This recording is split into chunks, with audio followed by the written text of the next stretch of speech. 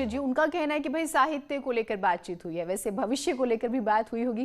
खैर, बंदिशें हो ना बताएं, लेकिन हम आपको अपडेट्स देंगे अगर कुछ होता है तो। लेकिन एक रिपोर्ट का हम जिक्र कर रहे थे, तमाम ऐसे बच्चे जो कोविड काल में अनाथ हो गए, उनके माता पिता हमारे बीच नहीं रहे हैं, लेकिन उनके लिए कई यूनिवर्सिटीज जो है अब स्टेप्स उठा रही हैं।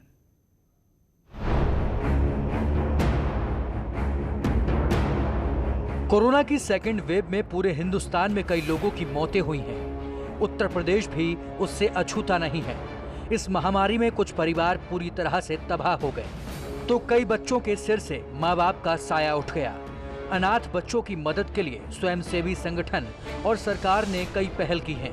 अब इलाहाबाद यूनिवर्सिटी भी कोरोना में सब कुछ गंवा चुके बच्चों की मदद के लिए आगे आई है। यूनिवर्सिटी प्रशासन का कहना है कि जो बच्चे अनाथ हो गए हैं उनको स्पेशल कोटे से हायर एजुकेशन में एडमिशन मिलेगा।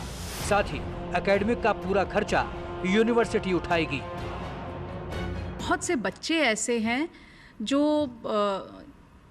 जिनके माता और पिता दोनों का देहांत हो गया है।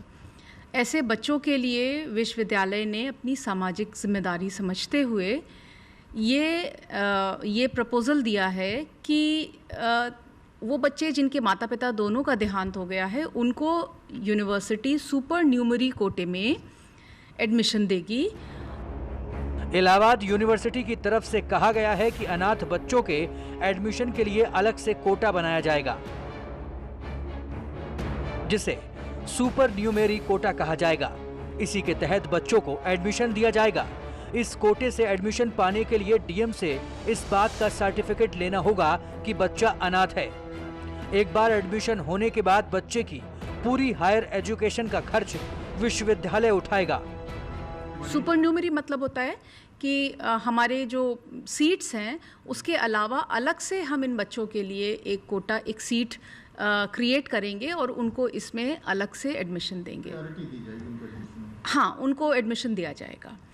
और हमारे अपने भी बच्चे, यूनिवर्सिटी के बच्चे जिनके माता और पिता दोनों का देहांत हो गया है और वो ये सर्टिफिकेट देते हैं कि उनके माता पिता का देहांत कोविड की वजह से हुआ है, उनको भी ये सारी सुविधाएं, फीस माफ़ी की सुविधा एक्सटेंड करी जाएगी।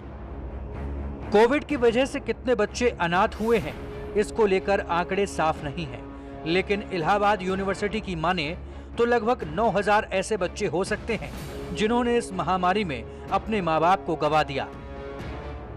सर्वेश दुबे, न्यूज़ 18, प्रयागराज।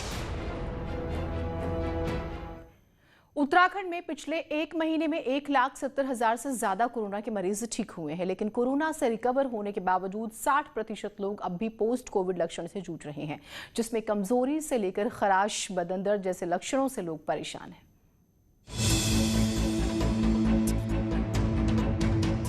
लोगों को पहले कोरोना से जूझना पड़ा, तो अब ठीक होने के बाद उन्हें पोस्ट कोविड सिम्टम्स यानी ठीक होने के बाद भी कमजोरी, थकावट, बदन दर्द जैसी शिकायत शरीर में महसूस हो रही है। कुछ लोग तो नसों में दर्द जैसे लक्षण भी बता रहे हैं। 1 मई से 5 जून तक पूरे प्रदेश में लगभग 2.25 लाख मरीज कोविड से उबर चुके हैं, लेकिन उसमें से 60% लोग ऐसे हैं जिन्हें अभी भी वजन कम होने से लेकर कमजोरी, थकावट, सांस फूलना जैसी समस्याएं बनी हुई हैं। मुझे after 1 week of recovering from covid मेरे को नर्व्स का पेन शुरू हुआ, स्टार्टिंग फ्रॉम माय एंकल में पहले आया, मुझे 3 दिन वहाँ दर्द हुआ। उसके बाद मेरे नी में, राइट नी में, सेम फुट के राइट नी में दर्द हुआ, and then it is now gone to my hip, lower hip bone. मुझे पोस्ट कोविड सिम्टम्स ऐसा तो नहीं है, लेकिन वीकनेस बहुत हुई है, जिसके कारण मेरा वेट भी रिड्यूस हो गया था, लगभग 10 kg का। तो इसके लिए मुझे जो है काफ़ी वीकनेस के कारण ना उठने में थोड़ा चक्कर आते थे, थोड़ा सा जल्दी थक जाता था।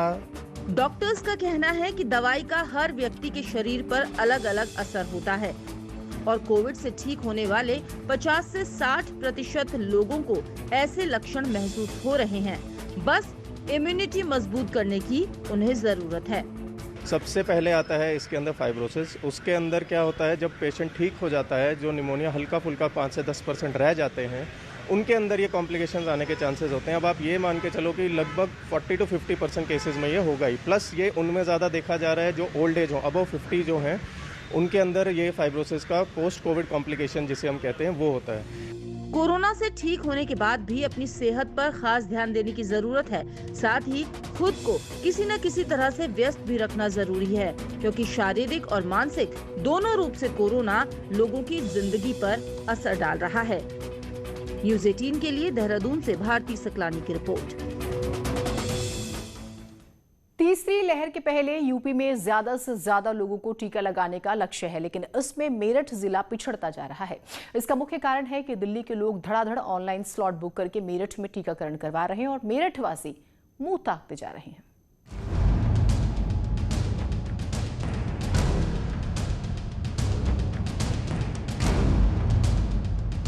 दूसरे जिलों की तरह मेरठ में भी आजकल 18 से 44 साल के बीच की उम्र के लोगों में टीकाकरण के लिए मारामारी है।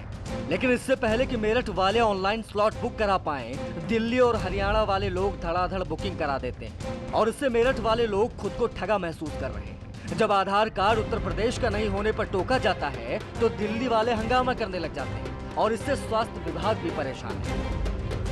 बिल्कुल मेरठ के लोगों के लिए वैक्सीनेशन के लिए जो भी सुविधा हम प्रशासन के द्वारा दिया जाना चाहिए वो हम लोग देंगे।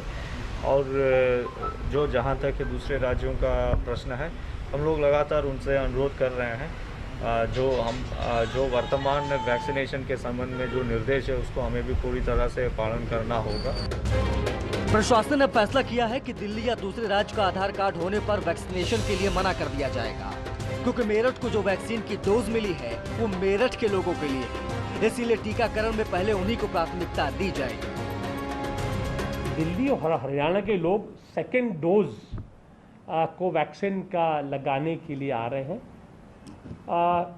जो हमारे को डोज मिली है वैक्सीन की शासन से, ये यहाँ के लोकल लोगों के लिए है जिनको फर्स्ट डोज लग चुकी है कोवैक्सीन की, और शासन की तरफ से ये निर्देश है कि यहाँ के लोगों को प्राथमिकता दी जाए।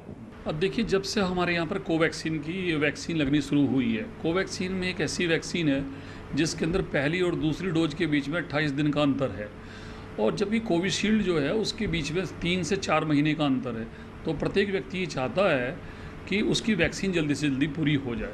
और ख़ास तौर से मेरे संज्ञान में आया है, जो मैंने लोगों से पूछा है, जो लाभार्थी आ रहे हैं उनकी शिकायतों से पूछा है, तो वो कह रहे हैं कि दिल्ली के अंदर कोवैक्सीन नहीं लग रही है और मेरठ के अंदर कोवैक्सीन लग रही है।